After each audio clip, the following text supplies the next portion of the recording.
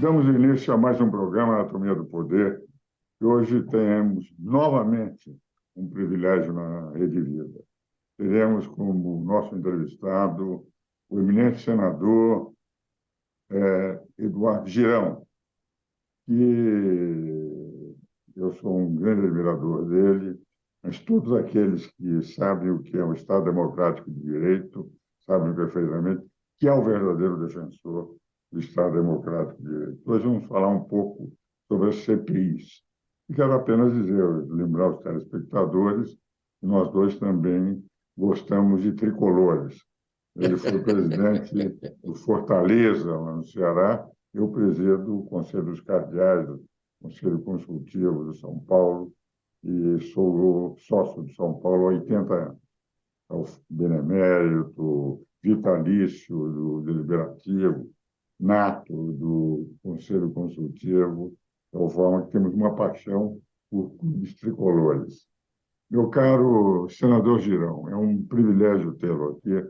E como o senhor está na comissão da CPI, dos chamados atos golpistas, eu gostaria de ouvir a sua opinião, já colocando a reflexão que eu tenho feito no meu Instagram, que é a seguinte: como professor da Escola de Estado-Maior do Exército há 34 anos, dizia desde agosto que não havia menor risco de golpe de Estado no Brasil.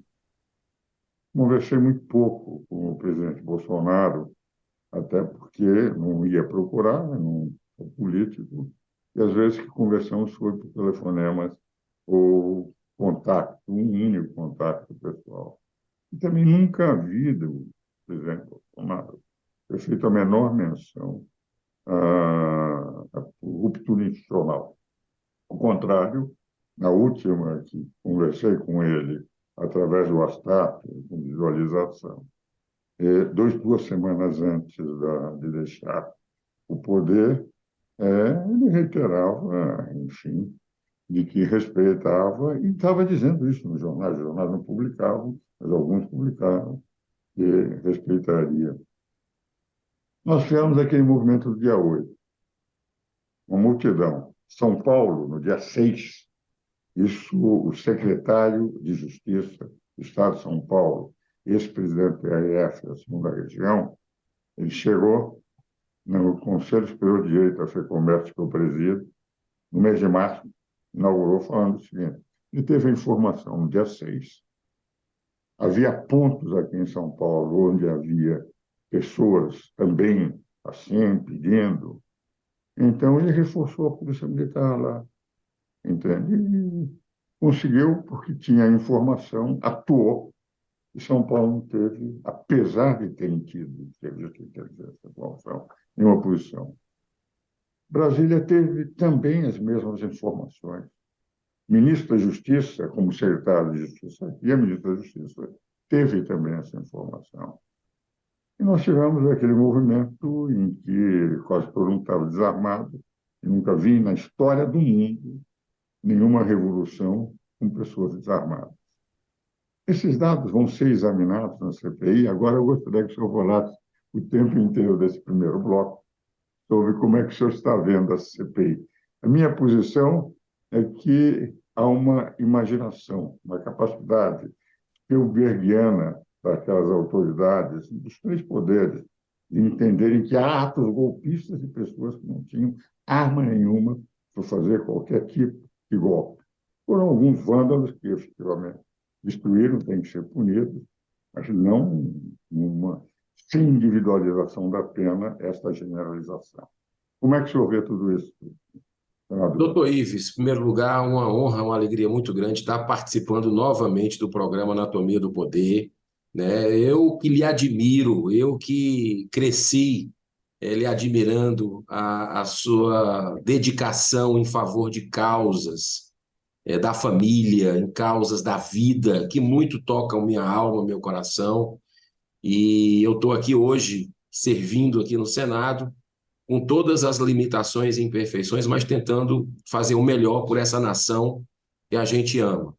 Nós estamos vivendo um momento de tempo muito sombrio no Brasil. Eu confesso para o senhor que eu não esperava né, tá vivendo isso aqui, porque eu vim das ruas, daquele espírito da Operação Lava Jato, de estar vibrando com cada fase, que a justiça poderia ser para todos no país, e a gente viu um desmonte, né, um desmonte que foi ocorrendo a partir do momento que foi eleito, em 2019, um novo governo federal, um novo parlamento, e eu vejo que essa força foi se perdendo ao longo do tempo, e eu achei que a gente vinha para cá com essa mudança toda para avançar, né?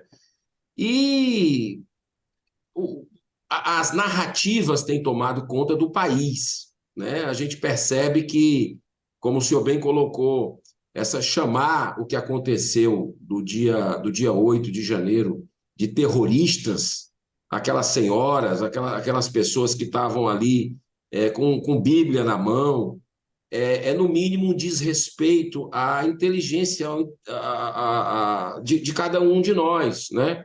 Então, está muito na cara que hoje existe todo um sistema que quis, naquele momento, bem antes, eu já vou um pouco até durante o governo do ex-presidente Bolsonaro, cuspi-lo para fora, né? Ele incomodou o sistema, jogou dentro das quatro linhas, apesar de eu discordar de algumas posturas pessoais dele, algumas falas um pouco agressivas, mas as atitudes do presidente Bolsonaro foram atitudes dentro das quatro linhas.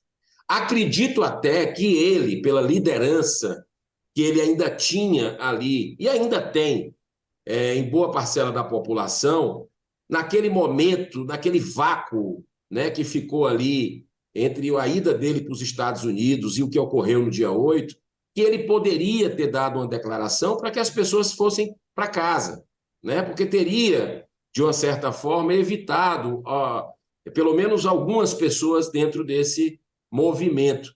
Agora, essa CPI, né, e o senhor tem razão, o nome é chamado de CPMI, mas é uma CPI mista, que é do Congresso, da Câmara e do Senado, ela foi sequestrada, ela foi invadida pelo governo Lula e não queria, de jeito nenhum, que ela ocorresse. Basta o senhor lembrar que quando nós conseguimos as assinaturas, e olha o detalhe, esse governo Lula se diz vítima dos atos do dia 8, só que trabalhou o tempo todo para sabotar, para boicotar as investigações do parlamento. Aí fica aquela pergunta, por quê?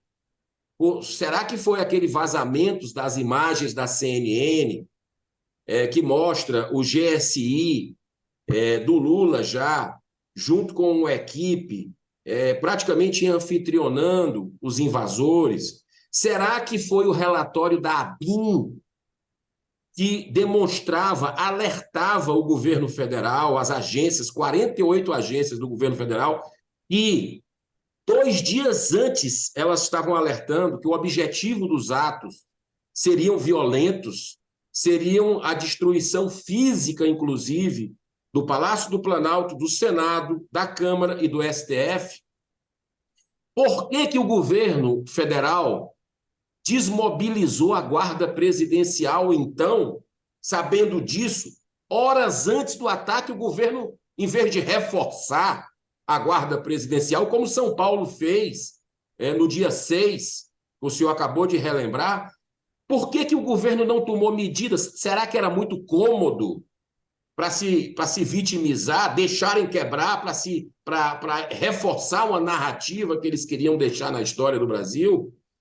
Ou para reforçar uma perseguição que existe hoje dos nossos tribunais superiores aos conservadores do Brasil, a quem pensa diferente de um sistema? Então, tem muitas dúvidas que nessa comissão parlamentar a gente gostaria de investigar. Agora ficou um pouco mais difícil. Não impossível, mas ficou mais difícil. Por quê? Porque aquele governo Lula, que, segundo a grande mídia, e até parlamentares denunciaram, que sofreram assédio com emendas, né, com orçamento público secreto, inclusive, para retirarem as assinaturas, dezenas de milhões de reais para retirarem as assinaturas, sem falar, doutor Ives, nos cargos federais oferecidos. Mas o governo, depois que viu aquelas imagens vazarem, aliás, imagens de um sigilo decretado pelo governo Lula das imagens, né? Aí o governo quis ocupar e ocupou, viu? O que é interessante, as pessoas não estão percebendo, é que a maioria da CPI, da CPMI, dos atos do dia 8 de janeiro, é do governo. E aquelas pessoas que ocuparam a CPI, elas não assinaram o requerimento que deu origem à investigação. Entendeu? Então mostra um contrassenso. O objetivo é blindar. E a gente vai tentar, mesmo com a relatora, que é uma pessoa que eu tenho um carinho, mas ela é muito ligada ao ministro da Justiça do Brasil, que é uma das pessoas que tem que, no meu modo de entender, esclarecer também por que a Força de Segurança Nacional, por exemplo, não estava no seu efetivo máximo mobilizada, ninguém sabe onde estava. Então, se enfraqueceu um pouco a possibilidade de a gente ter um relatório imparcial, né? Porque a própria relatora já disse em várias entrevistas e ontem um posicionamento quase como já feito o julgamento pela parte dela, sem ouvir ninguém. Então, nós vamos ter que ter muita serenidade para aprovar requerimentos. Acredito que o presidente eleito ontem, o deputado Arthur Maia, é um homem de diálogo, procurou, pelo menos se comprometeu a aprovar requerimentos, a tentar fazer um trabalho justo, né, para que a gente possa, pelo menos, conversar, fazer oitivas ali que sejam para os dois lados, para a gente defender o Brasil. Perfeito. Vamos agora aos nossos comerciais e vamos continuar conversando. Esses esclarecimentos são extremamente importantes para todo o Brasil.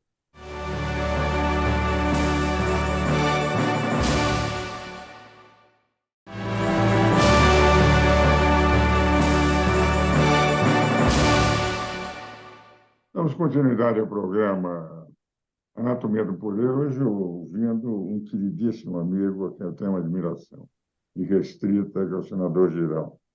E, como eu faço em todo o programa, senador, eu ofereço um livro. Eu vou lhe oferecer esse livro, que é Minha Luta à Luz do Caminho.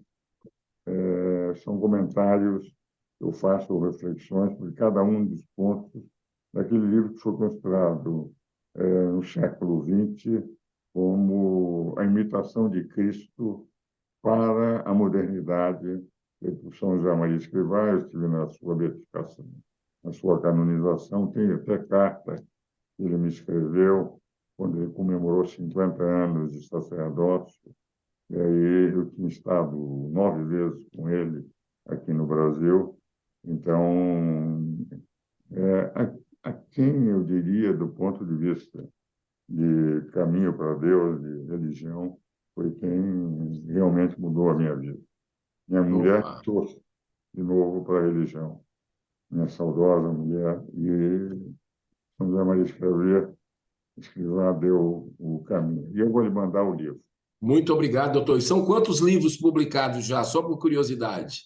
Os meus são mais de 90, e em conjunto mais de 400, Que em 20 maravilha. países, hein? Meu Deus do céu, traduzido para vários idiomas. Então, Parabéns. Na prática, aos 88 anos também se escreve muita coisa, não? Se eu tivesse 20, teria escrito pouco. Mas, senador, o que eu estava querendo colocar para o senhor é um dado. Depois de todos os seus comentários, diz que as pessoas que não assinaram estão participando da comissão. O que vale dizer, não queriam e vão participar. Isso demonstra que ela é uma comissão que já começa, de certa forma, tem aquele peso que o povo gostaria da imparcialidade absoluta, de ter Isso. pelo menos o equilíbrio, entende? Se fosse presidente de um lado, relator de outro, ou pelo menos 16 de cada lado da situação e da oposição. E como o senhor disse, no que eu vi ontem, o senhor disse o que, na minha interpretação da Constituição, esses volumes azuis que estão lá atrás, são os meus comentários da Constituição, em 15 volumes, 10 mil páginas, com Celso Bastos, CPI é um instrumento da oposição, não é um instrumento da situação. A CPI para investigar, porque se fosse um instrumento da situação, não precisaria de CPI. O governo está administrando, tem o Congresso. O senhor colocou isso com muita clareza ontem no dia. Mas há um dado que eu gostaria que fosse também abordado, é o seguinte. O quinto, que é o mais importante, a meu ver, da Constituição, fala sobre direitos e garantias individuais.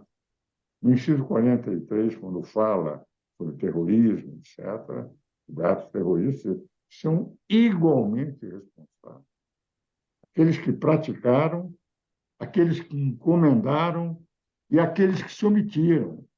Apresenta-se no inciso 43 três categorias igualmente responsáveis por o que acontece.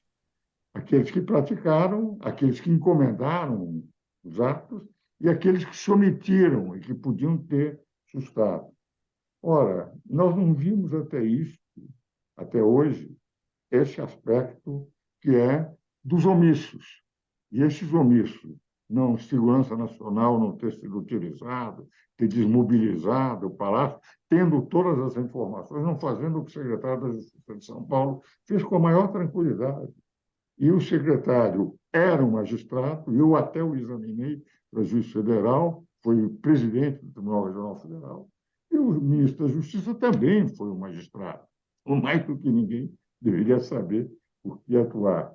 Então, esses aspectos serão abordados certamente, não é, ministro?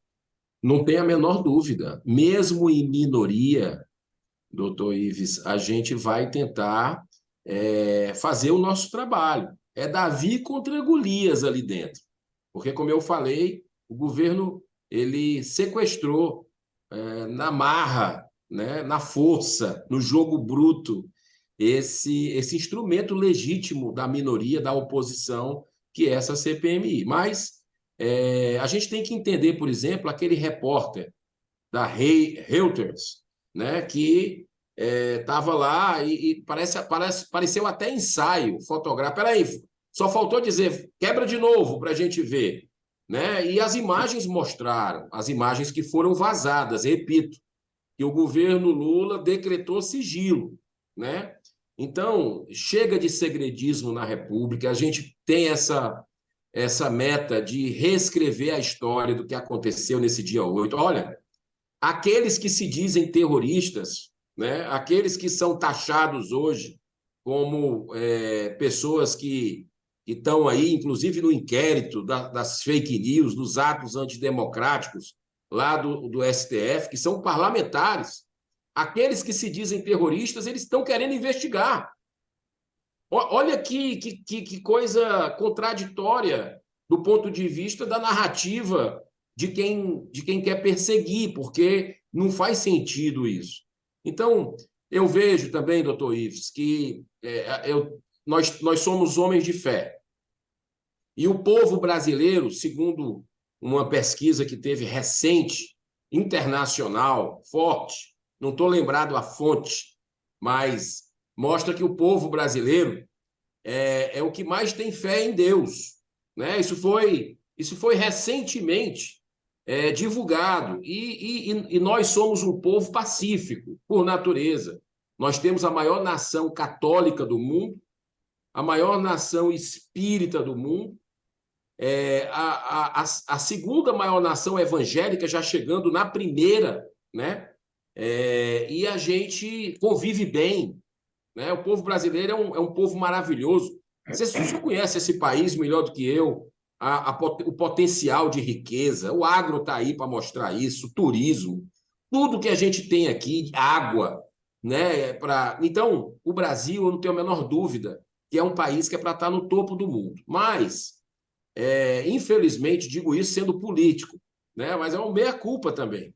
A classe política, por briga, por projeto de poder, pelo poder, infelizmente, acaba atrapalhando os destinos dessa nação, né? Carga tributária altíssima, você vê aí um arcabouço fiscal apresentado que a aritmética não fecha, né? Você acha que vai representar um aumento de carga tributária Vai grande, com representar um aumento. decorrência, e sabemos quais são as despesas, mas as Isso. receitas são apenas ilusões utópicas apresentadas, né? Por projeto de poder, então eu fico muito receoso, doutor Ives, nós que defendemos a família, por exemplo, com eles tentando agora, para arrumar receita, espero que não chegue a esse nível, de legalizar o jogo de azar, a jogatina, que é o guarda-chuva de tudo de ruim que existe: tráfico de droga, tráfico de arma, lavagem de dinheiro, corrupção, suicídio, que as pessoas perdem o emprego primeiro, depois perdem a família, e o índice de suicídio entre os ludopatas, que são viciados em jogo, inclusive a própria Organização Mundial de Saúde tem essa categoria, que é o maior faturamento dos cassinos, né? E o Brasil já tem problema demais, e eu espero que a gente possa juntos trilhar um caminho de valores, de princípios, pelo menos nessa questão dos interesses dos magnatas que estão aí, a gente recusar aqui no parlamento. Então, o que é que eu digo para o senhor? Eu não vejo outra alternativa, né, quando a caçada implacável aos conservadores está acontecendo. Você vê vários deputados e senadores na mira, né? Você vê jornalistas que não podem vir ao Brasil, que estão com passaporte retido, com contas bancárias, doutor Ives, contas bancárias bloqueadas, contas rede social congelada, empreendedores como Luciano Hang, por exemplo, e é só de um lado, entendeu? Porque é o seguinte, esse instituto sueco, VEDEM, ele fez uma análise da temperatura das democracias no mundo inteiro. E o Brasil foi colocado como uma mera democracia eleitoral, uma democracia quase ditadura, porque o eleitor aqui tem o direito de votar, mas a partir daí não tem mais direito nenhum.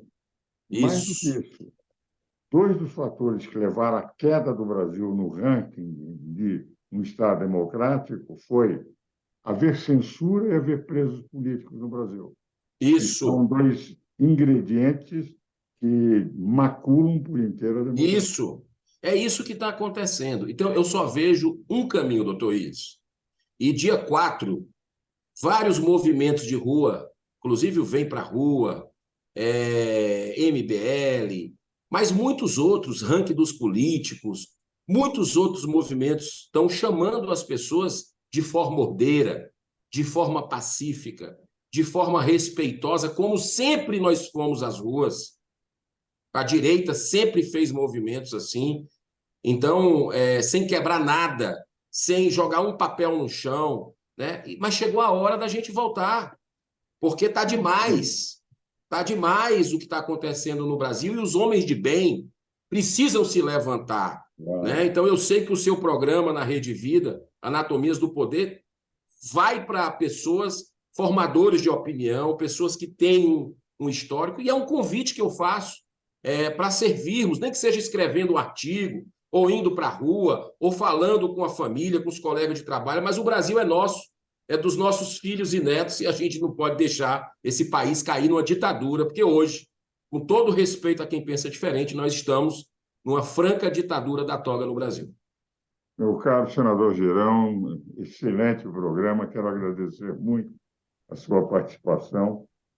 Esse Instituto Sueco, que mais estuda o problema da democracia no mundo, claramente diz que nós não somos mais uma democracia, somos uma democracia eleitoral. O eleitor vota e o governo faz o que bem entende. Nós estamos vivendo realmente um momento turbulento e de trevas no país. Vamos ver se movimentos como o seu e a seriedade de fazer crítica àquilo que está errado, mas de uma forma ordeira e democrática, que é o que caracteriza o bom conservadorismo, se consiga começar a tentar recuperar a imagem que o Brasil teve no passado. Muito obrigado, senador. Meus caros telespectadores, espero-os novamente no próximo domingo.